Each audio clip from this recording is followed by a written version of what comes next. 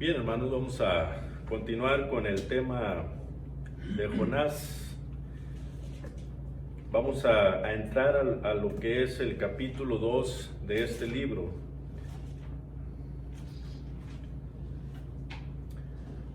Anteriormente, el capítulo 1 nos habló de la paciencia de Dios hacia Jonás. Le tuvo paciencia a pesar de la desobediencia de Jonás. Tuvo paciencia a pesar de la indiferencia de Jonás. Y tuvo paciencia a pesar de la impenitencia de Jonás. Vimos nosotros, hermanos, cómo es que así como Dios le tuvo paciencia a Jonás, también nos tiene paciencia a cada uno de nosotros. Hay un pasaje en 2 de Pedro, en el capítulo 3 y versículo 9, que dice: el Señor no retarda su promesa, según algunos la tienen por tardanza, sino que es paciente para con nosotros, no queriendo que ninguno perezca, sino que todos procedan al arrepentimiento. Entonces, Dios es un Dios paciente. Y a pesar de que nosotros nos rebelamos en contra de Él, a pesar de que nosotros lamentablemente somos indiferentes en ocasiones con los perdidos, y también en ocasiones lamentablemente somos faltos de arrepentimiento, Dios nos sigue teniendo paciencia. Y eso es algo tan hermoso. Pero cuando entramos al capítulo 2 de Jonás, empezando en el versículo 17 del capítulo 1, versículo 17, estaremos leyendo también, entrando al capítulo 2, versículo 1 y 2. Entonces, estos tres versículos dice así el escritor: pero Jehová tenía preparado un gran pez que tragase a Jonás, y estuvo Jonás en el vientre del pez 3 días y 3 noches. Entonces oró Jonás a Jehová, su Dios, desde el vientre del pez, y dijo: invoqué en mi angustia a Jehová, y él me oyó. Desde el seno del Seol clamé, y mi voz oíste. Cuando vemos nosotros el versículo 17, podemos ver cómo es que Jonás ya se encontraba en el fondo del mar.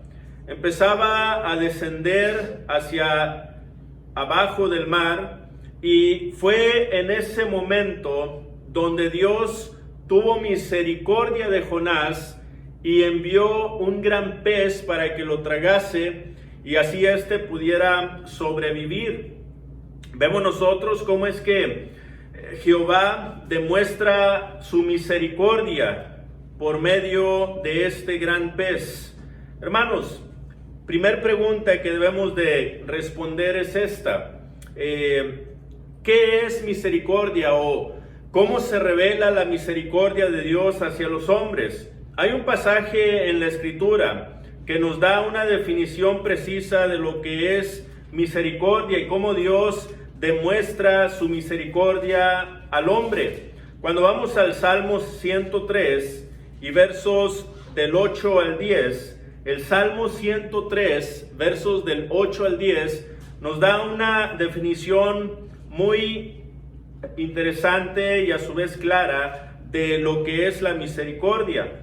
Y dice el pasaje, hermanos, aquí en el Salmo 103, versos del 8 al 10: misericordioso y clemente es Jehová, lento para la ira y grande en misericordia. No contenderá para siempre, ni para siempre guardará el enojo.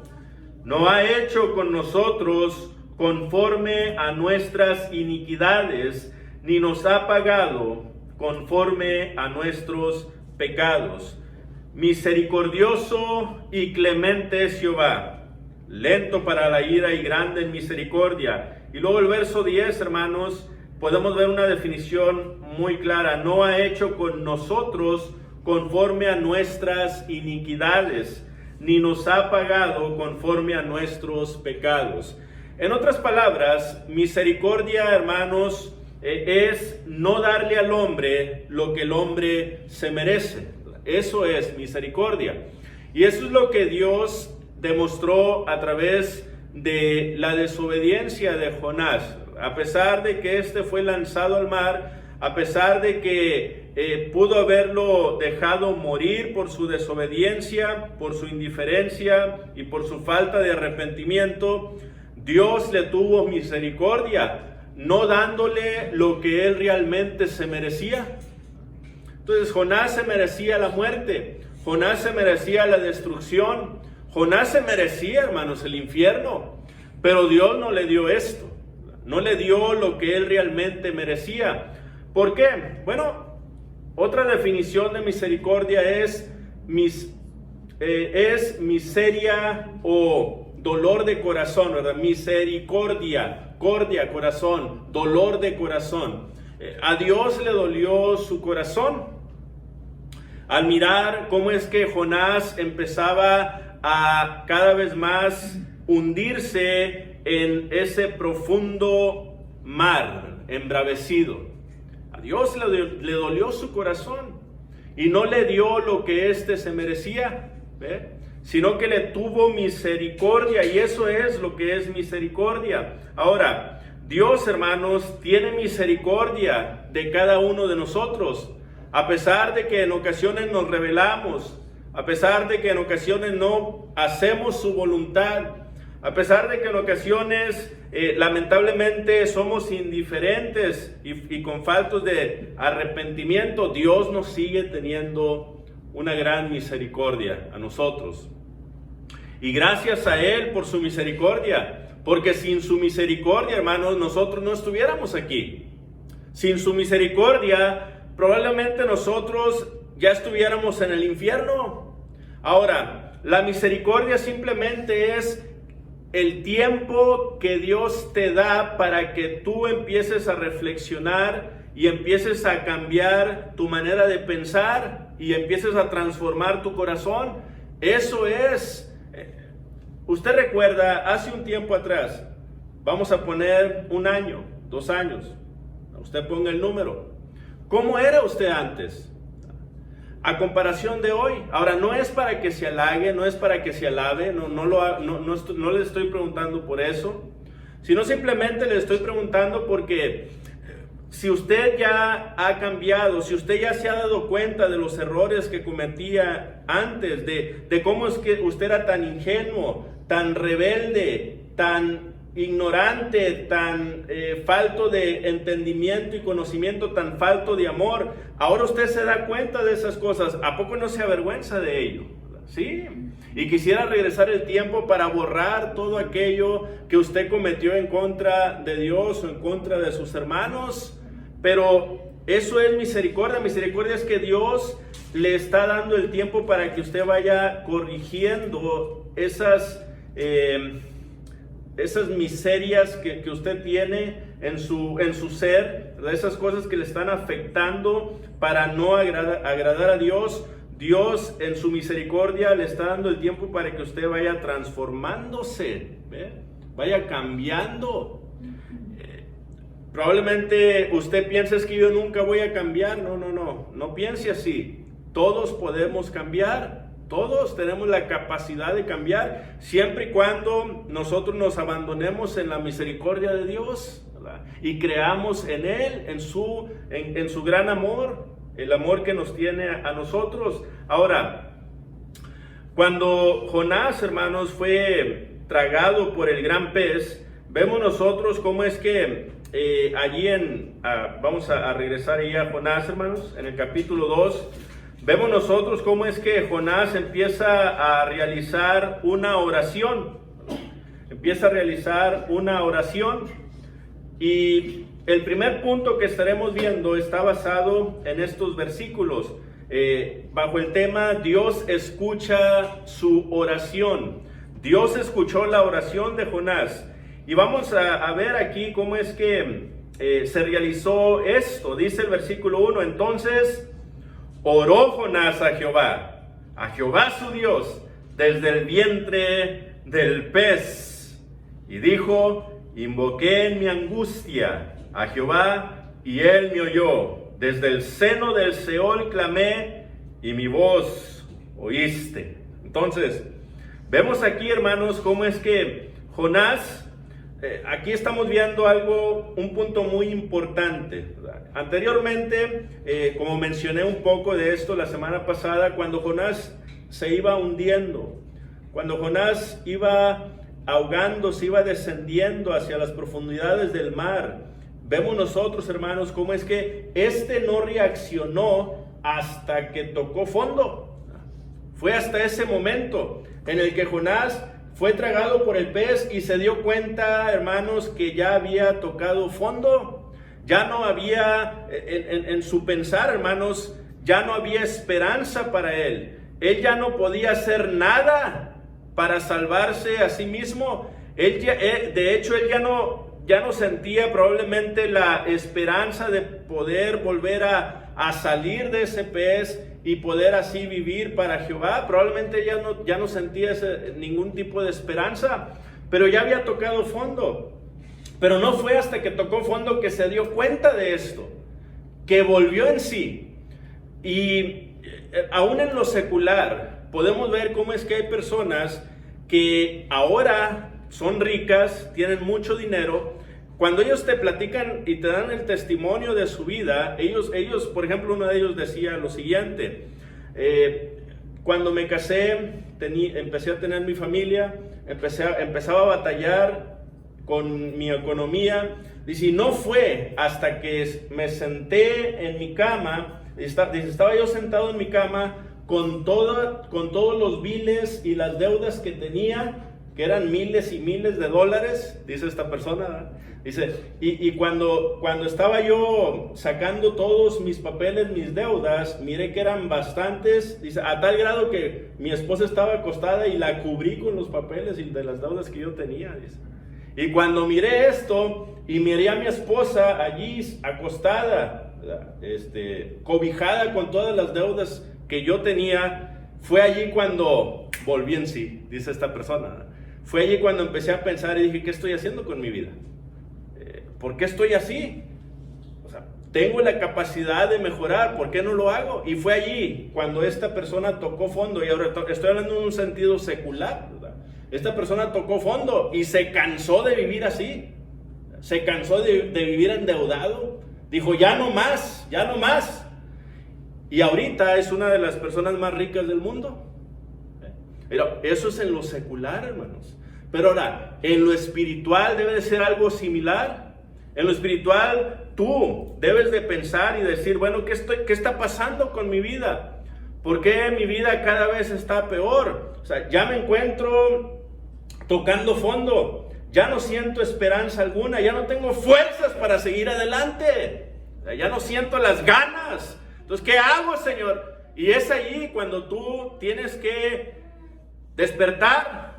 Es allí cuando tú tocas fondo, cuando tú debes de volver en sí. Por eso decíamos que se parece mucho a la historia conocida en Lucas 15 como la parábola del hijo pródigo, ¿verdad? El hijo pródigo, hermanos, él ya estaba viviendo entre los cerdos. No tenía calzado en sus pies, su ropa toda andrajosa. Y fue allí cuando empezó a desear comer de la comida de los cerdos que él volvió en sí. Y él abrió los ojos y dijo, ¿dónde estoy? ¿Qué estoy haciendo aquí? ¿Cuántos jornaleros en la casa de mi padre tienen abundancia de pan y yo aquí perezco de hambre? ¿Qué me está pasando? Entonces, no es hasta que tú vuelvas en sí, pero no vas a volver en sí hasta que toques fondo. Hasta que toques fondo es cuando tú vas a volver en sí, vas a despertar. O sea, ¿por qué quieres tocar fondo? Es una pregunta, ¿verdad?, que Dios te hace. ¿Por qué te esperas a tocar fondo? Bueno, lamentablemente, hermanos, hay personas que necesitan tocar fondo para despertar.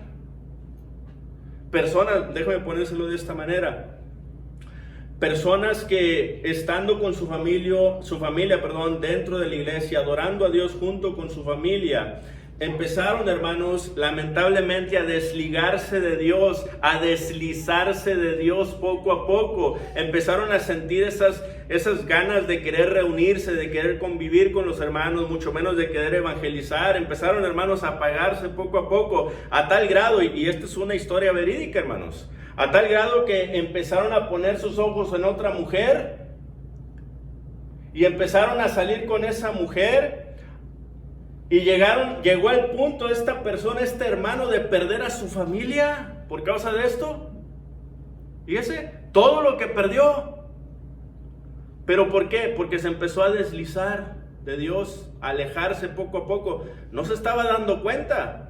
No se estaba dando cuenta. Eso es deslizamiento, ¿verdad? Te vas alejando y no te estás dando cuenta. Esa sensibilidad, ese sentir que tenías, ese gozo que te daba cada vez que te reunías, se va apagando en ti. Ya no lo tienes, lo perdiste.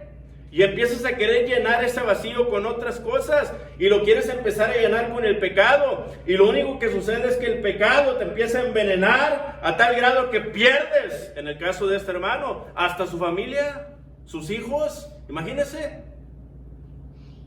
Bueno, fue en ese momento cuando este hermano, cuando se dio cuenta que ya había perdido todo, fue en ese momento cuando este hermano tocó fondo y abrió los ojos, despertó y dijo: ¿qué estoy haciendo? ¿Qué estoy haciendo? ¿Quién me tiene aquí? Gracias, y mire, gracias a la misericordia de Dios, este hermano se reafirmó. Este hermano recuperó a su familia y ahorita es predicador. Y está echándole muchas ganas. ¿Ve? Pero no fue hasta que tocó fondo. Entonces, debemos de tener mucho cuidado, hermanos. Mucho cuidado con empezarnos a desanimar, empezarnos a deslizar.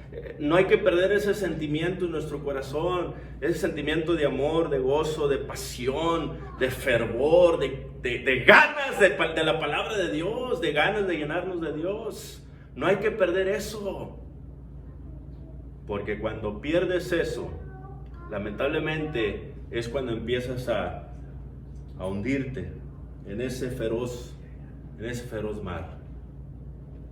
Entonces, pero ten mucho cuidado, porque ¿qué va a pasar? Bueno, cuando tú tocas fondo, tú ya no sientes esperanza, pero es allí cuando tocas fondo cuando tú despiertas también. Y ahora, ¿qué es lo que tienes que hacer? Bueno, ¿qué hizo Jonás? Y este es otro punto muy importante. Jonás no solamente volvió en sí. Jonás no solamente se dio cuenta de la situación en la que estaba, la posición en la que se encontraba. No solamente eso, sino que Jonás clamó a Dios, le oró a Dios. Eso fue lo que hizo Jonás.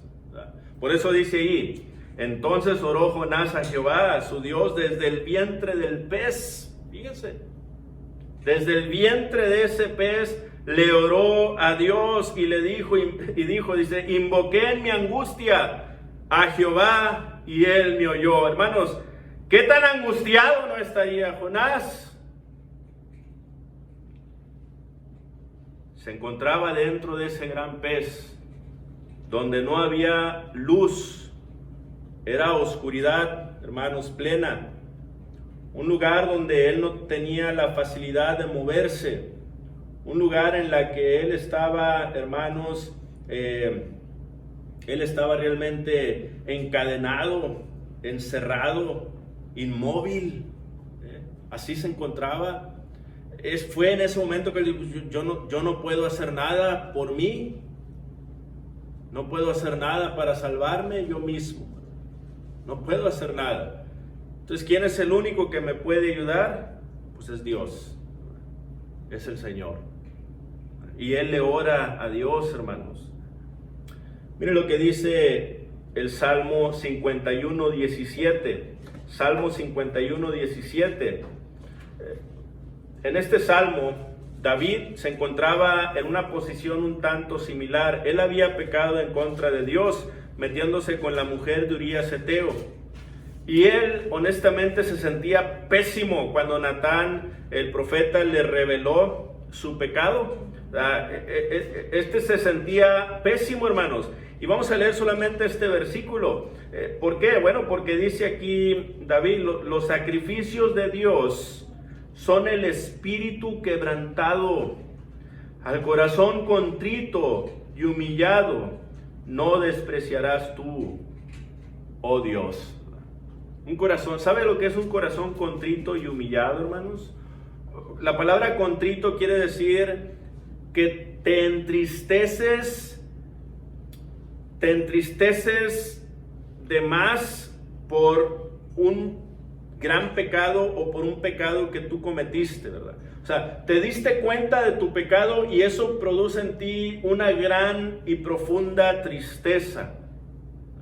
Lo mismo le pasó aquí en el Nuevo Testamento, ¿se acuerdan? Que cantó el gallo. Exactamente. Cantó el gallo y el Señor lo miró fijamente a los ojos. Y cuando el Señor lo mira, hermanos, Pedro se le queda viendo y canta el gallo y Pedro se acordó de lo que el Señor le dijo. Antes que el gallo cante, tú me negarás 3 veces. Y Pedro dice allí, lloró amargamente, hermanos, porque se dio cuenta de su horrible pecado, ¿verdad? Se dio cuenta. Ese es un corazón contrito. Un corazón contrito te va a humillar. Te vas a humillar ante Dios. Ve cómo Jonás estaba humillando ante Dios, porque él ya no tenía esperanza. O sea, él ya no podía hacer absolutamente nada, ¿verdad? por él mismo. Así se encontraba David, así se encontraba Pedro también. Y hermanos, así hay hermanos que también se encuentran en estos momentos. Así. Entonces, fíjese lo que dice Santiago capítulo 5 y versículo 13. Santiago capítulo 5 y versículo 13. Solamente la primera porción de este pasaje, Santiago capítulo 5, versículo 13. Dice, ¿está alguno entre ustedes afligido? ¿Cuál es el consejo que da Dios, hermanos? Hagan oración. Ahora, esta palabra afligido, kakopateo, ¿verdad? Es esta palabra griega. Está hablando de un sufrir no por enfermedad. Porque más abajo sí habla de enfermedad, sufrir por enfermedad. Pero aquí, en este pasaje, está hablando de un sufrimiento que viene a tu vida, no por enfermedad. Puede ser también por causa de ese pecado, por causa de un pecado que has cometido deliberadamente en contra de Dios, o que estás cometiendo deliberadamente en contra de Dios. El punto es este. Mientras tu pecado no te aflija, mientras tu pecado no te entristezca, no hay esperanza para ti. No hay esperanza. No hay. Mientras tú te estés gozando en tu pecado, mientras tú no te arrepientas de tu pecado, lamentablemente Dios no puede hacer nada por ti. Tú estás poniendo una barrera por causa de tu pecado. Isaías 59:2. El pecado hace división entre nosotros y Dios. Dios no puede pasar eso, porque es pecado. Dios no puede tener relación con el pecado. Esa es una imposibilidad de Dios. Eso es imposibilidad de Dios. Dios no puede tener relación con el pecado, pero Él te está viendo. Y Él está esperando que tú cambies, que tú te arrepientas. Él está esperando que tú toques fondo. Hermanos, nosotros en ocasiones nos sentimos igual. Y usted que ya tiene hijos mayores, ¿verdad? Hijos grandes, probablemente usted ya ha experimentado estas cosas. A usted le duele cómo vive su hijo o su hija, y le duele que no estén en el Señor, y le duele que se hayan alejado del Señor probablemente, pero usted siga orando por ellos para que algún día toquen fondo. Y es allí cuando toquen fondo cuando ellos van a despertar, van a querer clamar a Dios. Pero no es hasta ese momento. Ahora, por eso es que el que tú te sientas afligido, ¿verdad?, por causa de tu pecado, esto es algo muy importante, es esencial en la vida cristiana. Necesitamos sentirnos mal por nuestros pecados. Hermanos, si tú miras a tu cónyuge pecar, díselo. Si tú miras que tu cónyuge se está enfriando, exhórtalo con amor. Si tú miras que tu cónyuge ya no le echa ganas, necesitas hacerle ver las cosas para que despierte y no muera en su pecado. Para eso estamos, hermanos. Por eso es que es nuestro cónyuge. Por eso es que es tu cónyuge. Tu cónyuge está allí para ayudarte a llegar al cielo. Ese es el fin del matrimonio. Para ayudarnos a llegar al cielo. Ese es el punto. Eso es todo. Si tu hijo está deslizándose, necesitas decirle. Si tu madre o tu padre se están enfriando, necesitas hablar con ellos. Necesitas revelarles el pecado en el que están. A lo mejor no lo van a aceptar en el momento, pero tú necesitas seguir diciéndoles con la palabra de Dios y con amor para que puedan ellos despertar. Dice 1 Tesalonicenses 5:17, orad sin cesar, hermanos. ¿Ve?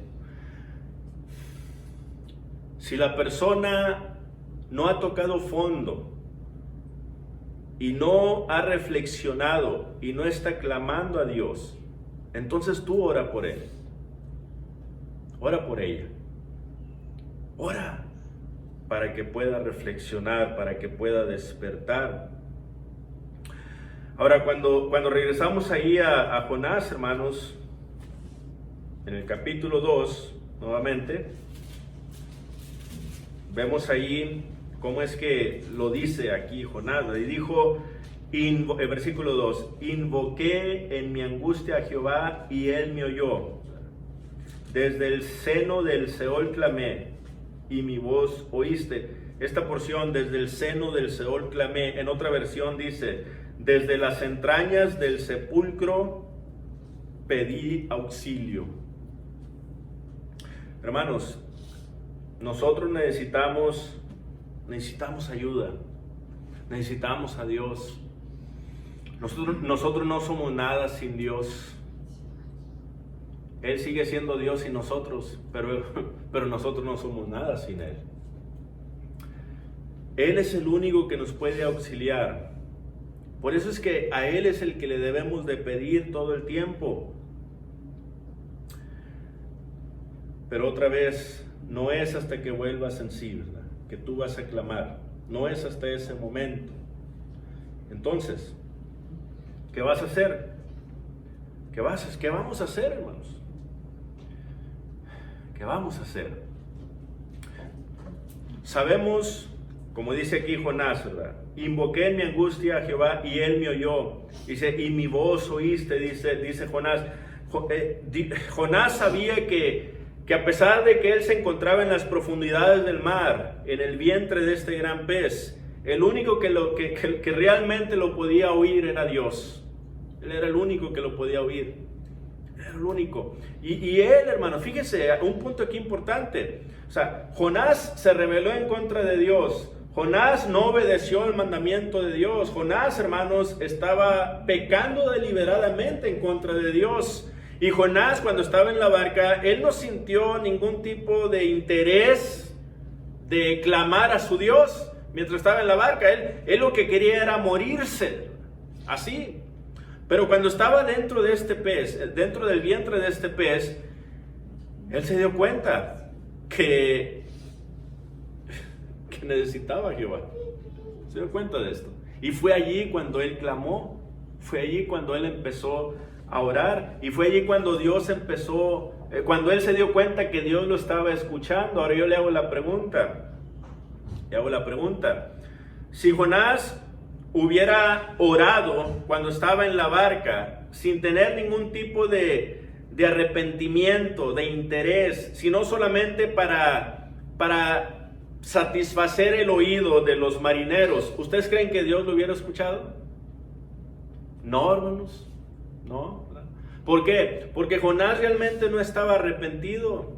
Porque Jonás realmente lo único que buscaba era satisfacer el oído de los marineros y para que estos se calmaran. O sea, si hubiera hecho eso en la barca, pero Dios no lo hubiera escuchado. ¿Por qué? Porque él no estaba arrepentido. Pero fue hasta este momento en el que él se dio cuenta que, ahora sí, ¿verdad?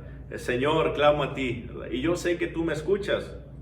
Hermanos, lo que quiero decir es lo siguiente. Miren lo que dice Juan capítulo 9 y versículo 31. Juan capítulo 9 y versículo 31 es un pasaje que dice lo siguiente, Juan 9, 31. Y sabemos que Dios no oye a los pecadores, pero si alguno es temeroso de Dios, y hace su voluntad, a ese oye. ¿Qué estaba pasando en el contexto, hermanos? Bueno, Jesús había sanado a un ciego que de nacimiento, el cual, hermanos, lo sana y es llevado ante el Sanedrín y es cuestionado en cuanto a su sanidad. Él les dice, miren, esto fue lo que pasó y esto fue lo que hizo el Señor Jesús, ¿verdad? Y lo seguían cuestionando a tal grado que mandaron, hermanos, traer a sus padres para preguntarles, ¿realmente nació ciego? Y sus padres le dicen, pues sabemos que nació ciego, pero no sabemos quién le haya dado regresado la vista. Y luego le volvieron a preguntar al que había sido sanado, hermanos, ¿qué fue lo que pasó? Les vuelve a explicar lo mismo y no le querían creer. Y luego después en el versículo 26 dice, le volvieron a decir, ¿qué te hizo? ¿Cómo te abrió los ojos? Él les respondió, dice al 27, ya les dije, ya os lo he dicho y no habéis querido oír. ¿Por qué lo queréis oír otra vez? ¿Queréis también ustedes hacerse sus discípulos? Bueno, cuando les dice esto, se enojaron. Y dice el 28, y le injuriaron y dijeron, tú eres su discípulo, pero nosotros discípulos de Moisés somos. Nosotros sabemos que Dios ha hablado a Moisés, pero respecto a ese hombre, dice, no sabemos de dónde sea. Respondió el hombre y les dijo, pues esto es lo maravilloso, que ustedes no sepan de dónde sea, y a mí me abrió los ojos. Y sabemos que Dios no oye a los pecadores, pero si alguno es temeroso de Dios y hace su voluntad, a ese oye. Desde el principio no se ha oído decir que alguno abriese los ojos a uno que nació ciego. Si no viniera de Dios, nada podría hacer. Y fíjense lo que respondieron. Respondieron y le dijeron, tú naciste del todo en pecado y nos enseñas a nosotros, y le expulsaron. ¿Ve? La actitud que estos tomaron. Ahora,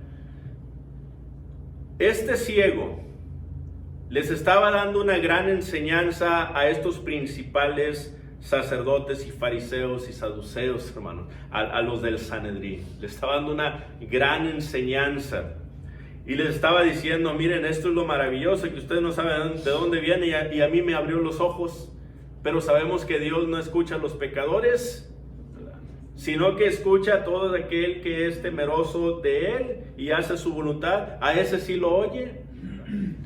Entonces, lo que quiero decir es lo siguiente, hermanos. Mientras una persona no se arrepienta de su pecado, Dios no puede escuchar su oración. No se puede. ¿Por qué? Porque está viviendo en pecado, está practicando el pecado, se está deleitando en su pecado. Y por causa de eso es que hay una gran división allí. Dios no puede tener relación con el pecado. No es hasta que la persona, hermanos, vuelve en sí, no es hasta que la persona se arrepiente, no es hasta que la persona abre los ojos cuando Dios escucha su oración. Es hasta ese momento. Y fue en ese momento en el que se encontraba Jonás. Jonás se encontraba en ese momento en el que él sabía que no tenía esperanza alguna sin Dios, en el que él se dio cuenta, hermanos, que el único que realmente le podía ayudar era Dios. Nadie más que Dios. Y por eso Dios escuchó su oración. Y Jonás sabía que Dios había escuchado su oración. Lo había escuchado. Ahora, fíjese, a pesar de que Jonás todavía no le oraba a Dios, a pesar de que Jonás todavía no volvía en sí, hermanos, Dios como quiera le mandó un pez, ¿verdad? Un gran pez. ¿Ve? En otras palabras, lo que quiere decir es lo siguiente: si un hermano se ha alejado de la iglesia y está viviendo perdidamente, Dios como quiera le envía peces para que éste tenga la esperanza de vida eterna. ¿Ve? Dios todavía, hermano, le está dando en su misericordia, no le está dando lo que éste se merece, sino más bien que le sigue dando la oportunidad para que vuelva en sí. ¿Ve? Eso es lo que está haciendo Dios, en su misericordia. Entonces, hágase la pregunta: ¿cuánta misericordia me ha tenido Dios a mí? ¿Cuántas veces no le he fallado yo a mi Dios? ¿Cuánto tiempo no he sido un fiel cristiano o un genuino cristiano? ¿Cuánto tiempo hace que no me he entregado de lleno realmente al Señor? Hermanos, Dios nos sigue teniendo misericordia. Y Él, a través de su misericordia, nos sigue dando la oportunidad de que nosotros volvamos en sí. Él lo sigue haciendo. ¿Ve? Pero aquí está el punto. ¿Qué vamos a hacer nosotros, hermanos? ¿Qué vas a hacer tú en esa misericordia que Dios te está dando? ¿La vas a menospreciar? ¿La vas a hacer de menos? ¿No la vas a tomar en serio? ¿Te va a importar poco su misericordia? Bueno, y aún a pesar de que tú sigues rebelde, Él sigue teniendo misericordia. Porque mientras hay vida hay esperanza, sí. Pero ten cuidado porque tu corazón se puede endurecer por causa del pecado también. No quieres llegar a ese punto en el que tu corazón se endurezca por causa del pecado. Porque una vez que tu corazón se endurece, entonces sí, ya no hay esperanza para ti. Ya no hay. Hermanos, este tema es un tema que nosotros debemos de tomarlo, ¿verdad? En nuestro corazón. Debemos de saber que la oración es muy importante en nuestra vida. La oración es de suma importancia, porque es la manera en que nosotros nos comunicamos con Dios. Es la única manera en que nosotros podemos comunicarnos con Dios. ¿Y cómo nos responde Dios? Bueno, a través de su palabra, ¿verdad? Es a través de su palabra. Entonces, a veces decimos nosotros: yo ya le he orado a Dios, pero no me ha respondido. Bueno, la pregunta que yo te hago es: ¿estás leyendo la Escritura? Bueno, si tú dices: Dios no me ha respondido, probablemente es porque no estás leyendo la Escritura. Porque aquí vienen todas las respuestas de Dios. Aquí viene todo, hermanos. Aquí en este libro te dice todo lo que tienes que hacer. Cuando tú lo abres, Dios te empieza a hablar. Y Dios te empieza a enseñar, te empieza a ayudar y te empieza a auxiliar. Pero no es hasta que tú te das cuenta.